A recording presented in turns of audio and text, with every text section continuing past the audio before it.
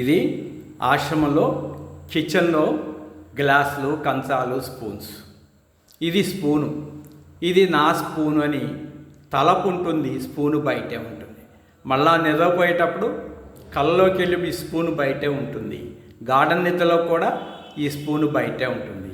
శ్మశానానికి వెళ్ళేటప్పుడు ఇక్కడే ఉంటుంది. ఉదాహరణకి వాయువు స్తంభించిందనుకోండి, ప్రపంచంలో జీవరాశులు అన్నీ ఆగిపోతాయి, ప్రాణం వెంటనే ఏమైపోతాయి, ఆ శరీరాలన్నీ అక్కడే పడిపోతాయి, కుళ్ళిపోతాయి. శ్మశానానికి తీసుకెళ్ళిన ఒక్క మనిషి కూడా ఉండడు, మానవుల్లో కూడా.